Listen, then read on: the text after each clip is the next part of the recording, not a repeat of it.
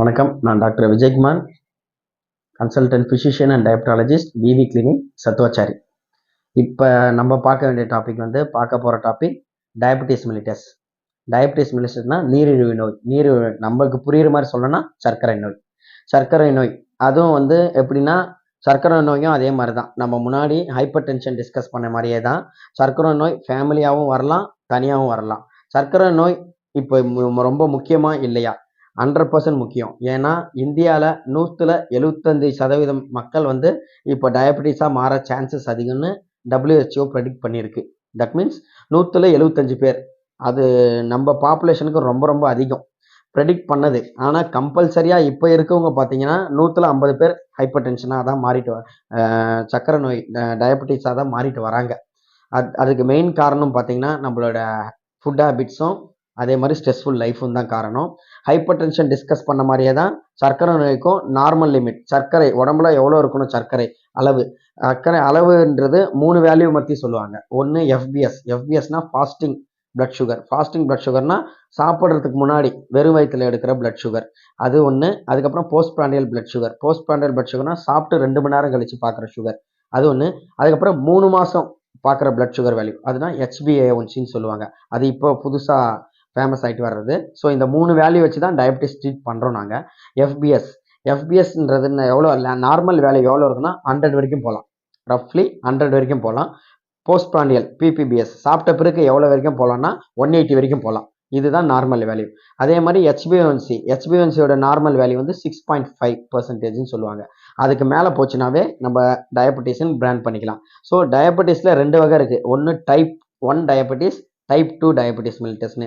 Type 1 வகை பற்றி நம்ம பெருசாக டிஸ்கஸ் பண்ண தேவையில்லை. டைப் 1 வகைனா சின்ன வயசுலேருந்தே அவங்க கணையம் பேங்க்ரியாஸ்ல தான் இன்சுலின் வரும். இன்சுலின் ஹார்மோன் தான் சுகரை கண்ட்ரோல் பண்ணுறது. அந்த கணையம் பேங்க்ரியாஸ்லேருந்து வர இன்சுலின் ஹார்மோனு சரியாக வராது. சின்ன வயசுலேருந்தே சில பேருக்கலாம் அந்த பேங்க்ரியாஸில் ஏதாவது டேமேஜ் இருக்கலாம், இல்லை ஆன்டிபாடி ஏதாவது சின்ன வயசுலேருந்தே அவங்களுக்கு ப்ரொடியூஸ் ஆகி அது பிளாக் பண்ணியிருக்கலாம். ஸோ அந்த மாதிரி இருக்கிறவங்களுக்கு சின்ன வயசுலேருந்தே இன்சுலின் அவங்களுக்கு உடம்புல வராது. அவங்களுக்கு சின்ன வயசுலேருந்தே பை பர்த் இல்லைன்னா ஒரு 5 இயர்ஸ் 10 இயர்ஸ் அந்த மாதிரிலாம் கண்டுபிடிச்சி இன்சுலின் ஸ்டார்ட் பண்ணியிருப்பாங்க. ஸோ அவங்க இன்சுலின் போட்டால் தான் அவங்களுக்கு சுகர் கண்ட்ரோல் வரும். ஸோ அவங்க பெருசாக அவங்க ப்ரெசென்ட் ஆக மாட்டாங்க. நமக்கு ரேராக தான் வருவாங்க. இன்சுலின் சரியாக போடலைன்னா மட்டும்தான் வருவாங்க. மோஸ்ட்லி 99% அவங்களாம் இன்சுலின் ரெகுலராக போட்டுருவாங்க டைப் 1 டயபெட்டிஸ். ஸோ அவங்களுக்கு பெரிய பாதிப்பு நமக்கு டிஸ்கஸ் பண்ணி பிரயோஜனம் இல்லை. டைப் 2 டயபெட்டிஸ் பற்றி தான் நம்ம டிஸ்கஸ் பண்ண போகிறோம். டைப் 2 டயபெட்டிஸ் என்னன்னு பண்ணால், இது இன்சுலினோட திறன் குறையிறதுனால வர்றது. இன்சுலினோட வேலை செய்கிற திறன் குறையிறது. இன்சுலினோட திறன் எப்படி குறையும், அது காரணங்கள் என்னென்ன அப்படின்னு பார்த்தா, மேஜராக இன்சுலினோட திறன் குறையறதுக்கு மேஜர் காரணம் பார்த்தா நம்ம ஒபிசிட்டி, உடல் பருமன் சொல்லுவாங்க. அதே மாதிரி ரத்த கொதிப்பு இருக்கிறவங்களுக்கும் சொல்லுவாங்க. அதே மாதிரி செடன்ட்ரி லைஃப் ஸ்டைல்னு சொல்லுவாங்க. ஸோ உட்காந்துட்டே வேலை பார்க்கறது, 24 மணி நேரமும் உட்காந்துட்டே இருக்கிறது, எந்த ஒரு நடைப்பயிற்சி இல்லை நடக்கிறதோ இல்லை. சில பேர்லாம் பார்ப்போம், சாப்பிட்றதுலேருந்து தூங்குற வரைக்கும் பெட்லேயே எல்லாமே கரெக்டாக பண்ணி முடிச்சுருவாங்க. எந்த ஒரு உடம்பு ஆக்டிவிட்டியும் இருக்காது. அவங்க செடன்ட்ரி லைஃப் ஸ்டைல், அவங்களுக்கு வர்ற வாய்ப்புகள் அதிகம். அதே மாதிரி ஏற்கனவே அப்பா அம்மாவுக்கு சுகர் பிபி இருக்குது அப்படின்னா நமக்கும் நீரிழிவு நோய் வரும், சர்க்கரை நோய் வர வாய்ப்புகள். ஸோ இதெல்லாம் ப்ரிசிபிடேட்டிங் ஃபேக்டர், இன்சுலினோட செயல்திறன் குறையிறதுனால வர்றது. ஸோ இன்சுலினோட செயல்திறன் குறையும் போது நம்ம என்ன பண்ணுவோம்னா, மெயினாக அட்வைஸ் தான். பேஷண்ட் வரும்போது ஃபாஸ்டிங் போஸ்ட் பிராண்டியல் பார்க்குறோம், 100க்கு மேலே இருக்குது, 200க்கு மேலே இருக்குது, HbA1c 7, 8 இருக்குது, 6.5க்கு மேலே இருக்குன்னாவே அவங்கள பிராண்ட் பண்ணிப்போம் டைப் 2 டயபெட்டிஸ் மிலிட்டஸ்னு. ஸோ டைப் 2 டயபெட்டிஸ் மிலிட்டஸ்க்கு மெயினாக 2 டைப். இவங்களை என்னன்னு சொல்லுவாங்க, மேனேஜ்மெண்ட் ஆஃப் டைப் 2 டயபெட்டிஸ் மிலிட்டஸ்னும். மேனேஜ்மெண்ட்னா அட்வைஸ் கொடுக்கணும் ப்ளஸ் ட்ரீட்மெண்ட் பண்ணணும். அதுதான், ட்ரீட்மெண்ட் மட்டும் முக்கியம் இல்லை, இவங்களுக்கு இந்த பேஷண்ட்டை மேனேஜ் பண்ணணும். மேலேனா அட்வைஸ்னால் மெயினாக டயட் கண்ட்ரோல். அதே மாதிரி அவங்களோட என்ன ப்ரிசிபிடேட்டிங் ஃபேக்டர், அவங்களுக்கு பிபி இருக்கா, பிபியை முதல் கண்ட்ரோல் பண்ணணும்னு சொல்லணும். பிபியை கண்ட்ரோல் பண்ணணும். அதுக்கப்புறம் டயட் கண்ட்ரோல் பண்ணுறது. அதே மாதிரி டயட் சார்ட் கொடுக்கணும். மெயினாக ட்ரீட்மெண்ட் எப்போ, இது சர்க்கரை நோயோட மெயின் ட்ரீட்மெண்ட் ப்ரோட்டோக்காலில் ஃபஸ்ட்டு நம்ம பண்ணுறது dietary advice and diet chart. Diet chart இல்லாமல் நீங்கள் ட்ரீட்மெண்ட்டே பண்ணக்கூடாது. டயட் சார்ட் ஒன்று போட்டு கொடுத்துடணும் அந்த பேஷண்ட்ஸ்க்கு.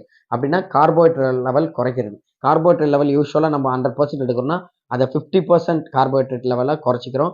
அதே மாதிரி ஃப்ரூட்ஸு, வெஜிடபிள்ஸ் அந்த மாதிரி அதெல்லாம் சேர்த்துடணும். ஃப்ரூட்ஸு, வெஜிடபிள்ஸ் அதெல்லாம் சேர்த்துட்டு ப்ரோட்டீன்ஸ் ஒரு 25% கொடுக்கணும். அதான் கார்போஹைட்ரேட் லெவல் அது அதிகமாக இருக்குன்னா மாவு உணவுகள் அதுக்கப்புறம் கிழங்கு வகைகள் அதெல்லாம் நிறைய இருக்கும். நாங்கள் எங்கள் கிளினிக்கில் பார்த்தீங்கன்னா டயட் சார்ட் மெயினாக வர சுகர் பேஷண்ட்ஸ் எல்லாத்துக்குமே போட்டுருவோம். என்னென்ன ஈவன் வித் வெஜிடபிள்ஸ் என்னென்ன சாப்பிட்ணும், வெஜிடபிள்ஸ் ஃப்ரூட்ஸ் என்னென்ன தவிர்க்கணும், அது மாதிரி கிரீன் சிக்னல் ரெட்டில் போட்டு கொடுத்துருவோம். அதே மாதிரி டயட் சார்ட்ஸ் ஃபார் எக்ஸாம்பிள் ஒரு 3 or 4 டயட் சார்ட்ஸ் மெயின்டைன் பண்ணிப்போம். 3 or 4 டயட் சார்ட்ஸ் மெயின்டைன் பண்ணிவிட்டு அதை ஃபாலோ பண்ண ஸ்ட்ரிக்டாக அதுக்காகவே தனியாக கவுன்சிலர் வச்சுருவோம். டயட்ரி கவுன்சிலர் வச்சுட்டு அவங்கள வச்சு ஃபாலோ பண்ணிக்கிறது. அதே மாதிரி செகண்ட் வந்து ட்ரக் அட்வைசர்னா மாத்திரை கொடுக்குறவங்களையே தனியாக மாத்திரை கொடுக்கும்போது இது மறக்காமல் தவறாமல் போடணும், இந்த மாத்திரை சாப்பிட்றதுக்கு முன்னாடி போடணும், இந்த மாத்திரை சாப்பிட்ட அப்புறம் போடணும், மாத்திரை விடவே கூடாது, லைஃப் லாங் எடுக்கிற மாதிரி தான் வரும், நீங்கள் ஒழுங்காக போட்டிங்கன்னா மாத்திரையோட அளவுகள் குறைக்கலாம், அந்த மாதிரி தான் சொல்லணும். மாத்திரை நிப்பாட்டணுன்ற கேரண்டி கொடுக்கக்கூடாது. மாத்திரையோட அளவுகள் மட்டும் குறைக்கலாம், மாத்திரை ஒழுங்காக போட்டால் அந்த மாதிரி பண்ணலாம். அதுக்கப்புறம் பார்த்தீங்கன்னா இது ரூல் அவுட் ஆஃப் காம்ப்ளிகேஷன்ஸ்னா சர்க்கரைனால வர காம்ப்ளிகேஷன்ஸ் ரூல் அவுட் பண்ணுறது. காம்ப்ளிகேஷன்ஸ் என்னென்ன வரும்னா நியூரோபதி நரம்பு தளர்ச்சி வரும், நெஃப்ரோபதி கிட்னி பாதிப்பு வரும், கரோனரி ஆர்டரி டிசீஸ் ஹார்ட் பாதிப்பு வரலாம், அதுக்கப்புறம் stroke, CVA cerebrovascular attack, stroke பக்கவாதம் அந்த மாதிரிலாம் வரலாம். ஸோ இந்த டிசீஸ். அதுக்கப்புறம் மைக்ரோவாஸ்குலர் மேனேஜ்மெண்ட்ஸ். மைக்ரோவாஸ்குலர்னா சின்ன சின்ன கையில் இருக்க அந்த சின்ன சின்ன புண்ணுங்க, அப்புறம் காலில் இருக்க